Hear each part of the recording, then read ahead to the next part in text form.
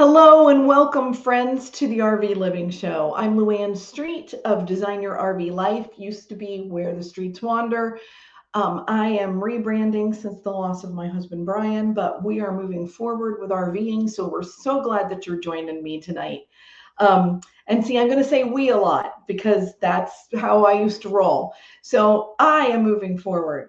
Anyway, as people come in tonight and start to join our live broadcast, I just want to welcome you to the RV Living Show. There are so many things we're going to be talking about. Today in particular, we're going to be talking about should you even try to, book a high-end RV resort, and what would that look like for you? So as we dive into this, if you are with me live, go ahead and post in the comments and tell me that you're with me. If you're listening to the podcast at a later time, know that you can always join us live and interact with us on Facebook and YouTube. And so welcome everybody who has been with me before, and welcome all you newcomers. If you're watching this in the replay, hit hashtag replay. Let me know that you saw this. All right, well, we're going to dive in. We are going to talk about what a real RV resort is. So it's interesting, when I posted the fact that I was going to do this topic, this show got interaction before I even broadcast, right? And so this is something that we always think about, right? When we're booking a campsite, maybe you're looking for something a little nicer and you pick on the one that says whatever RV resort. One in particular that I know of is in Asheville, North Carolina, because Brian and I were there many, many times because it's near our kids. And so they call themselves a resort. Well, in my book, they're not really a resort. They're an RV park. And I think we all kind of categorize these things in our heads a certain way, where one is a campground, one is an RV park, and one is a RV resort, right? And oftentimes, if we go by the name RV resort, we're going to be disappointed because those people are like trying to appeal to your sense of somewhere really nice to stay. And nice is also relative, right? It depends on what you're looking for. It may be nice for you and awesome for you, but maybe someone else is looking for something different. So we're going to dive into this a little bit today and talk about what is a real RV resort. My opinion. All right. So a lot of times RV resorts have upgraded sites. They could have these extended pads with lots of room to set up. They could be concrete pads. I think that's an even more definite marker of an RV resort. They might have propane grills that you can use. A lot of resorts are starting to, rent out their lots, maybe their owner groups, and then they've decided to rent out their lots when they're not there. So the upgrades to these resorts are done by the owners, but you have benefit from them when you rent their site.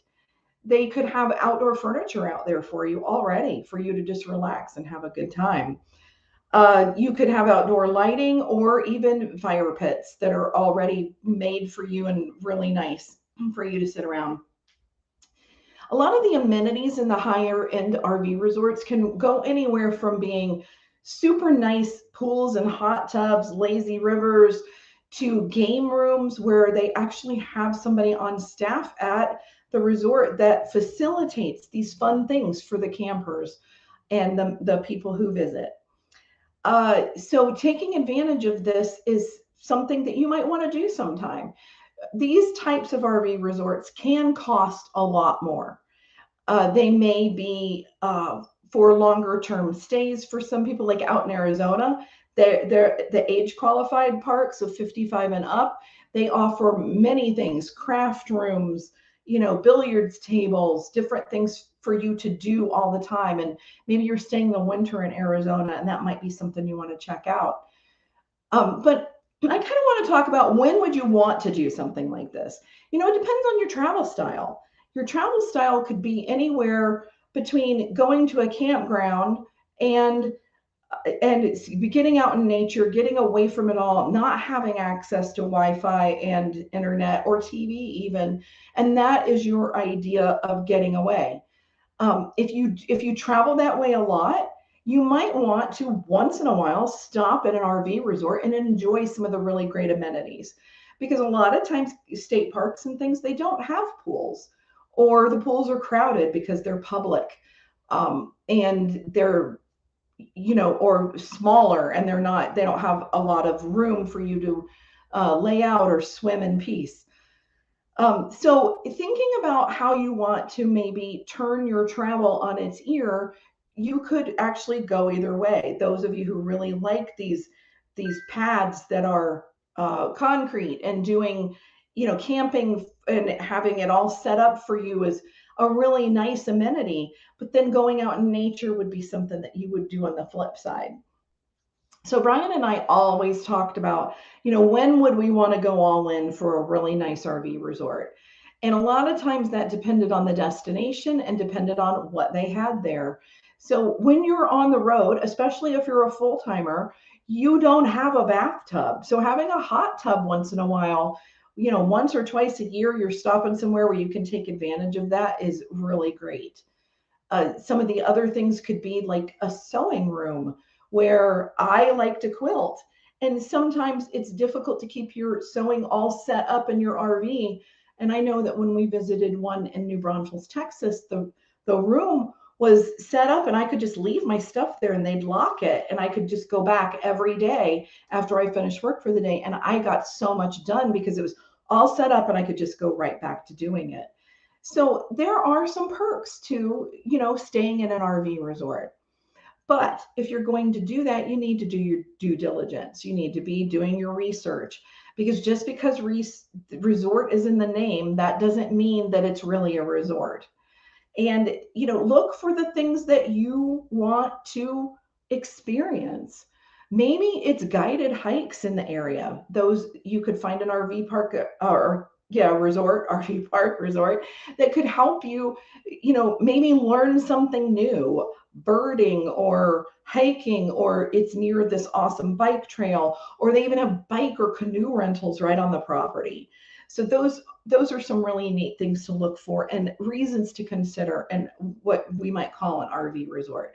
Or the location of being an RV resort might be, like on the beach. I know that the Gulf Coast has a really expensive RV resort in Destin, Florida, that books out years in advance, but it's high end. It's over $1,000 a week. And so that's something you don't want to do every day unless you just have a lot of money that you like to spend that way. But that would be a super nice treat at some point, kind of like a vacation from your RV life, even though you're taking it with you. So the other things that they might be able to offer you are golf cart rentals. If you don't bring one yourself, a lot of campgrounds don't let you bring your golf cart. Some RV parks do let you and have to sign that insurance waiver. Or some RV resorts might actually let you rent one for the day and have a really great time. And there are those, I think I mentioned this before, the luxury RV motorhome resorts. I know there's one on Hilton Head. There's one in Sapphire Valley, North Carolina, that I haven't camped at, but I've camped at one of them. I haven't camped at the one in Sapphire Valley, but the one in Hilton Head is motorhome only, and they're picky about that, what goes in there. So if you don't have that type of camper, don't get upset over it. Just find another park. In fact, my daughter has a travel trailer and they want to camp on Hilton Head. And there is a new RV resort just outside Hilton Head, just outside the bridge, just over the bridge, that accepts all sorts of campers. And so you could potentially stay there, and then you can go on to Hilton Head Island and explore and see Hilton Head Island. So that's another thing that you could possibly do. So let me make sure that I've covered everything I want to before I jump into here.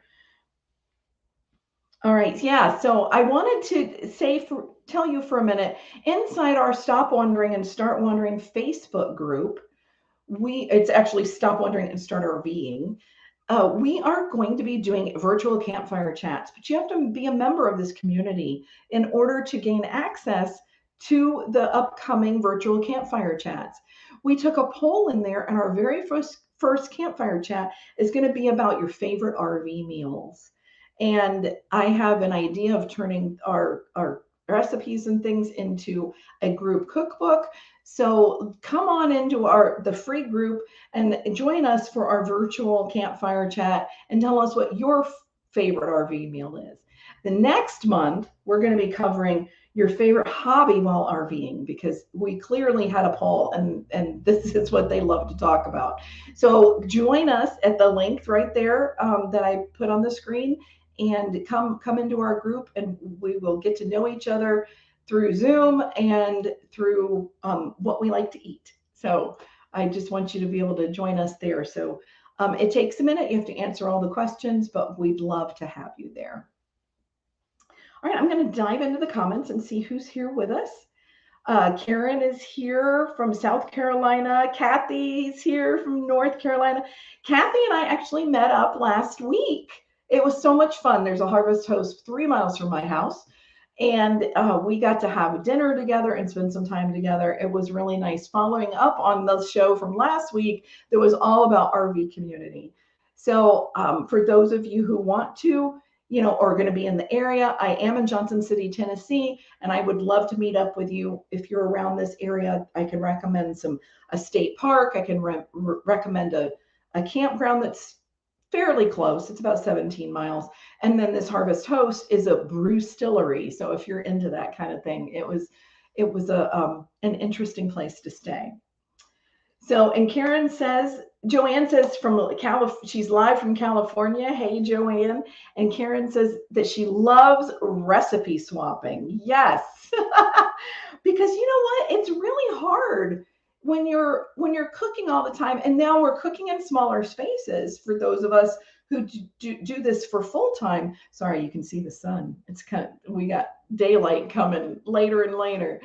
So yeah, we can get bored in the things that we make or that we have this limited space for. So spicing it up a little bit, I'm all in for some new and fresh ideas, because sometimes I just don't want to pull out everything to make something unless I know it's going to be amazing. So I'm looking forward to this. And Jeanette and Lily, they say hello, and I'm so glad that you guys are here. So this was a short but sweet one, but I wanted to talk about the RV resort idea because, for a while, Brian and I would go from campground to campground. And a lot of times, especially if you're full-timer or doing an extended trip, you're trying to save some money. You're not always wanting to stay at the same expensive place. But sometimes it's nice to break it up and really have something fun to do. So check out an RV resort. When you find a really cool one, share it in the group. I would love to hear more and more about those places and the kind of amenities that they have. And Daniel is here with us. Daniel says hello. Hello, Daniel. Thanks for joining me tonight. And again, this is a little on the short side, but we will come back next week with a plan with me for April 2022. I'm going to dive into how I make my travel plans and what I do to make sure that I have everything I need for the upcoming month or even upcoming quarter as I move forward with planning out where I'm going to be going. So join me next week for Plan With Me. And please, once again, if you haven't already done it, please join our group and we'll have a great time in there. All right, guys. Well, thanks for coming, and we will see you next week, same time, same place, and see you in the group. See ya. Bye-bye.